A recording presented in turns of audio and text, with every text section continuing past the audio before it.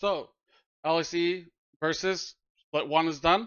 We're now going to talk about the good, the bad, liked, and the disliked for the LEC 2026.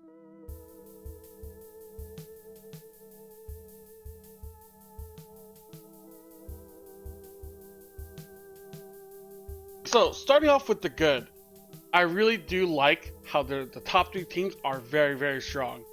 Yes, I know G2 won. Yes, I know the upper bracket was kind of like, boring with G2 just stomping, but the grand finals, the final match, those are bangers. Those are really, really fun. It's just unfortunately the lead up to it wasn't as strong, but I think the fact that MKOI, G2, and KC are all very solid and strong teams is good. It's kind of like, they can push each other to improve. If one team is doing well, the others will have to improve to keep up. G2 is solid. I think KC, did a good job building their roster. The roster looks really good. I think MKOI keeping the same players is good. I think the fact that they upgraded the coaching staff, adding more people, maybe more players, former players that have experience playing pro to teach players how to, improve is also good. Another thing that I like is the fact that Navi, Vitality, and Giant X are very solid teams. Okay, listen, Navi was looking really hot in the BO1s. Yeah, they faltered in playoffs, but I am very excited about that team specifically. I think Vitality did a good job. I think Giant X showed up. Yes, they weren't strong enough to beat the top three, but I think the fact that they showed so much potential in the first split, with new players, younger players, new rosters, kind of shows that maybe one of these teams could challenge the top three. And maybe it's not challenge, at least keep them on their toes. I think only having three strong teams is bad, but having a good middle group is also important, where you just can't go in, have a bad jab, not really care, and then win. I think it's important to make sure that, hey, you're being challenged. You gotta work hard if you want to win. Now, time for the bad. I'm gonna say no more LR. It is kind of bad. It feels like a fun toy was introduced and then taken away. I think the fact that LR came in, beat a bunch of teams, and then left kind of leaves a sour taste in people's mouths. Because now it's like, well, we have a team potentially worse than LR in the LEC, and no more LR. Why can't we have LR instead of, like, let's say SK Gaming, for example, who, lost, looked kind of bad. They were near the bottom of the standings. Why do we have this team? So I do think that introducing a team like LR and then taking it away is a bad feeling. I kind of wish he was either like, don't have them at all, or have them for the whole year, because like this middle ground of just like one split and done isn't that great. I wasn't really happy about it. I saw a lot of negative discourse online, kind of ruined the mood, and yeah, I kind of wish they just did one or the other. I do think another bad point is the bottom teams seem clueless on how to improve. When watching teams like Shifters or maybe Fnatic, where they're just struggling, they don't know what's going on, it kind of looked like they had maybe like a week of good moments with the BO1s, but then they've kind of, burnt out and then faded away. Kind of is sad. I wish the Shifters roster was doing better. As a Fnatic fan, I wish Fnatic was doing better. They changed a whole bunch of players. They're doing a whole bunch of different things, and it gets them like basically 7th and 8th. It's not really good. It's not really fun. It's kind of disappointing because watching the playoffs run, it basically looked like they had no more power or juice left in them. So that was very disappointing to watch. So things I liked. I did like Navi's roster building. I thought it was really smart. You got a bunch of like, I wouldn't say like unproven players, but players that maybe have been looked over, especially the coaching staff. There's some coaches that went tier 1, had to go back down tier 2, and they're back in tier 1. Maybe some of these players weren't like thought after as much, but they got good solid players and then good ERL talent, and I think that combination of players and coaches made Navi exciting. Yes, they didn't do well in playoffs, but I think playoffs and BO3s and BO5s are completely different than BO1s. So I'm not too worried. I do think Navi will bounce back and they'll improve once, they figure out their shit, essentially. I do like that I noticed that a lot of coaches in the LEC are former pros. I think this is actually something that's kind of underrated.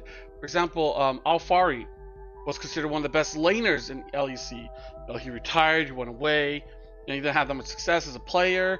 I mean, he went through Worlds, but he never won LEC, for example. But I do like the fact that he's coming in as a coach, because I do think he's very smart. I do think he's really talented, and being able to be like a coach and help someone like Merwin, like, hey, I think your champion pool is really good, but if you want to lane, this is how you should do it.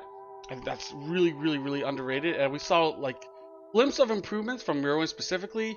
And I don't want to just blindly give credit to Alfari because maybe Merwin did something, but I do like from the outside looking in that the coaches that are coming in seem very talented, seem to know what they're doing. So I'm very excited about that. I also like the fact that storylines in LEC is very simple and very fun. Like, if you never watched the LEC, you can instantly tell the stories of the teams and the players. Because, for example, G2. What's G2 story? Oh, they're the best. They always went, kept the same roster. What are they going to do? KC, the French team, MCOY is the Spanish team. Even like teams like SK. Oh, it's like the Nepo team. It's Mickey X and his friends. Maybe it's not a good storyline, but it keeps people interested. Like, I was interested. I wanted to see how good Leader would do with Mickey X and his friends. Could Leader pop off and prove that he's LEC talent worthy? Or is he just like perma tier 2 player, ERL player? I think those are really fun. Navi's like new roster, new team, young talent, maybe like, ERL level players are coming up to challenge the tier 1 teams. I think this was all really cool, and it was really fun to be able to like tell people, hey, if you're watching LEC, here's a quick way to get invested into drama and the storylines. I think that is very important. If you're trying to get new viewers and new people interested, you can't give them like a 5-minute speech, 10-minute speech about, the intricate stories of this and that. Sometimes you just have to be, hey, this team has French friends, this team has Spanish friends, they don't like each other, they start fighting, done. Or this team, hey, Mickey X, got his friends, he's really close to them, got him on a team. Now it's just like, power friendship. Can they win? Can they lose? Who knows? I think that storyline, tellability is really undervalued. Now for the dislike. I dislike BO1s. Dude, we watched BO1s. It was like, 4 weeks of BO1s? Doing 3 BO1s in a week is ridiculous. So back in like 2022, when I was coaching CFO in the PCS, we had 3 BO1s a week. Prepping and drafting and practicing for that was such a nightmare, because you can't really like strategize for one team. Maybe you'll do one team and be like, okay, this team likes to play top side, so we're going to focus our strategy on top side. But maybe another team is playing for bottom side, and it's like really hard to work out all these different things. So in the end, you just end up doing like general practice and try to fix everything, and then you try to make like general drafts that can work for every team situation. And I feel like that really lowers the level of the league, lowers the levels of the team, and it also lowers the level of the matches. Another thing about BO1s is you had 3 teams tied for 8th place. Like, that is crazy. Like, 3 teams, could have been 8th place. Like, to me, like, that's too much. Like, the fact that we didn't get tiebreakers is also disappointing. The fact that, we're just doing a BO1 to just get it out of the way. Okay, let's go. And then you see how close, like, the level of the league is. It's kind of sad. I wish there was a better format for such a hype league, and yeah, I just think that it was kind of disappointing. I felt like there's a lot less hype for the LEC, especially after LR got eliminated from playoffs. It kind of felt like a lot of the storylines and hype got bogged down, where it felt like everyone was building the storyline around LR. Are they going to make playoffs? Is this team going to get a win because they're like winless at a certain point? And then by the time playoffs came around, it kind of felt like people weren't as excited.